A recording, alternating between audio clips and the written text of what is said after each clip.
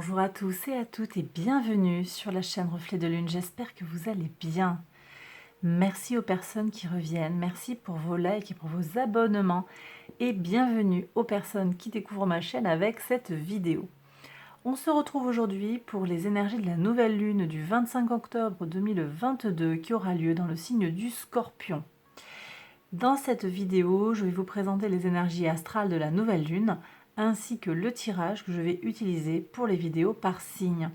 Ces vidéos seront publiées quotidiennement après la publication de la vidéo d'introduction et vous pourrez les retrouver dans la playlist énergie de la semaine. Vous pouvez également activer les notifications pour être prévenu de leur publication. Donc je vous présente maintenant les énergies astrales et je vous retrouve en fin de vidéo pour une présentation du tirage. La nouvelle lune en Scorpion aura lieu cette année le 25 octobre 2022. Elle aura lieu à 12h48 heure de Paris. Elle se passe à 2 degrés du signe du Scorpion. La nouvelle lune, c'est un moment qui marque l'ouverture d'un nouveau cycle d'expérience. Elle manifeste la mise en relation de notre conscient et de notre inconscient. On a une conjonction en fait entre la lune et le soleil qui sont au même niveau dans le signe du Scorpion. Cette nouvelle lune, elle a lieu dans la mention 17 qui est gouvernée par Mercure et par Pluton. Cette mention symbolise le besoin de se battre pour une cause, parfois dans un esprit de revanche. Attention à Vénus qui est en Scorpion au moment de la nouvelle lune et qui va accentuer la tendance. Cette nouvelle lune, elle se passe donc dans le signe du Scorpion qui est un signe d'eau et elle nous parle donc de tout ce qui touche à l'émotionnel. Elle a également lieu par analogie dans la 8e maison du zodiaque dont le maître moderne est Pluton.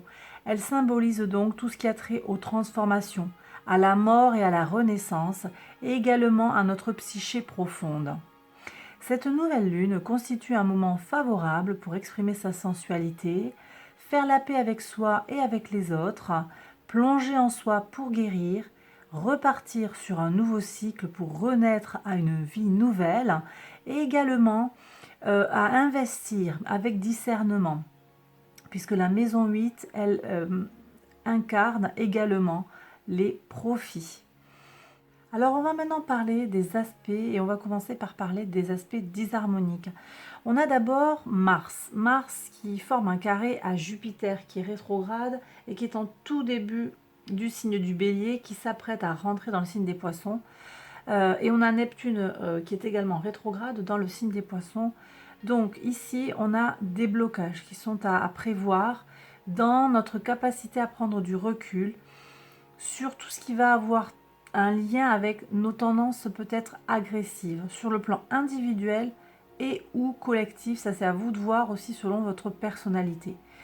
Avec Neptune rétrograde, ce carré à Mars, on aura tendance à peut-être ne pas vouloir regarder les choses en face et donc à se voiler la face.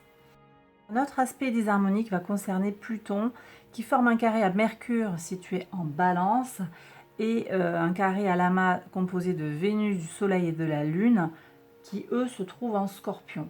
Alors cet ensemble de carrés, il apporte énormément d'intensité, une intensité qui peut déranger, mettre mal à l'aise. On va aller au fond des choses, on va pas mâcher ses mots avec le côté mercurien.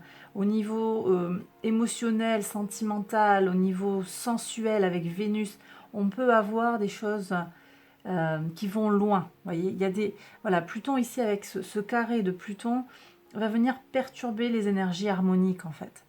Et l'intensité, la pénétration des choses. Voilà, on va aller loin dans les choses, un peu trop loin. Ça peut apporter cette intensité, une notion de mal-être. Voyez, on va être dans des situations inconfortables. Bon, là, il y a besoin de laisser glisser clairement les choses sur le plan des idées, sur le plan du rapport aux autres, sur le plan émotionnel. Et c'est vraiment le message de cette nouvelle lune. Plonger en soi pour opérer des éléments de guérison. D'accord? Donc ça peut remuer. Effectivement, ce carré à Pluton va venir contrarier parce que ça va vraiment venir nous remuer. Remuer tout ce qu'on n'a pas envie de remuer en soi. Troisième aspect disharmonique, on a ce fameux carré de Saturne à Uranus. Uranus toujours conjoint au nœud nord, donc on a le carré de Saturne avec d'un côté le nœud sud et de l'autre le nœud nord. Toujours pareil, ça nous occupe depuis un moment, je ne sais plus depuis combien de mois en fait on est dans cette énergie-là. Je le répète, donc des possibilités de changement sont là, en lien, en rapport avec tout ce qui a trait au plaisir, aux ressources matérielles et immatérielles, puisqu'on est dans le signe du taureau. Mais on a un carré Uranus à Saturne qui peut contrarier les possibilités d'évolution, parce qu'il oppose nos tendances conservatrices qui sont incarnées par Saturne et nos tendances radicales qui sont incarnées par Uranus. Et en plus, le carré de Saturne au nœud nord et sud vient nous parler de comment la pression sociale influence et, voilà, et limite encore la volonté de changement.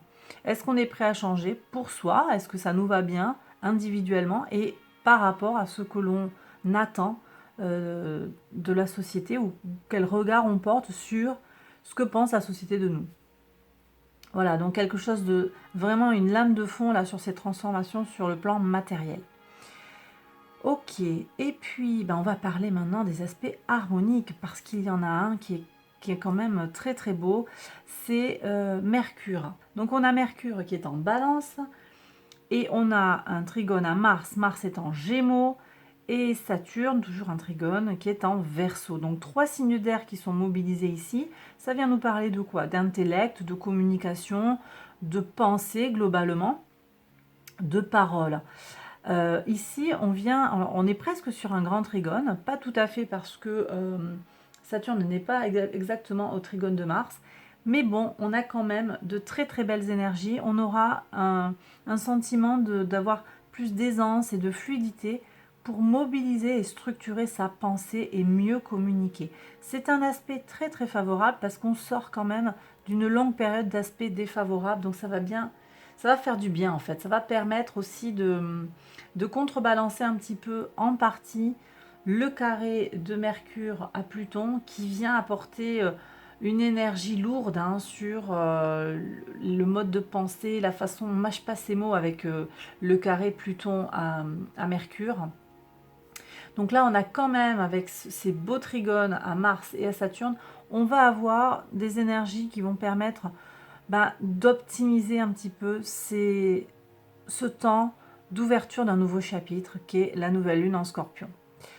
Et bien voilà, j'ai terminé la présentation des énergies. Je vais maintenant passer à la présentation du tirage.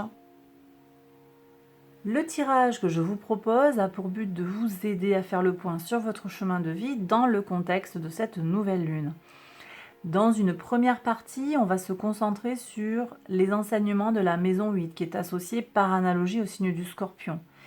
La maison 8 nous parle de transformation profonde. Alors, on va prendre le Fountain Tarot pour aller regarder d'abord en rapport avec cette notion de transformation et donc en lien avec les énergies de la période globalement, quels sont actuellement votre point fort, votre défi, le secret que vous avez besoin de connaître ou de conscientiser actuellement et les perspectives pour l'avenir. Avec l'oracle Moonology, l'oracle d'Halloween et les cartes du pouvoir du lâcher-prise, on ira prendre un message personnalisé pour alors votre soleil, votre ascendant et votre lune, comme d'habitude. Voilà. Dans une deuxième partie, je vais prolonger la guidance par un tirage prédictif qui couvrira la période du 17 au 30 octobre, c'est-à-dire en gros une semaine avant et une semaine après la pleine lune. Je vais le faire avec l'oracle Rho. Donc j'ai changé mes jeux. C'est à l'envers, enfin c'est à l'envers. Elles sont en haut, en bas, voilà. Donc l'oracle Rho. Et je prends pour le petit le normand, je vais prendre le Green Glyphs, le normand. Hop. Voilà. Tac.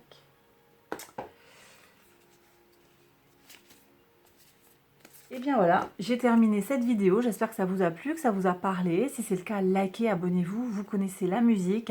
Merci pour tous les abonnements. On a dépassé les 10 000 abonnés. Je le dis depuis plusieurs vidéos maintenant. Donc merci beaucoup pour votre présence. Je vous prépare une surprise. Ça met un peu de temps. Il faut que je m'organise. J'en ai parlé sur le lien communauté. Ça vient. Je vais vous faire un petit topo. Je vais vous proposer un sondage Je reviens vers vous très très vite, hein.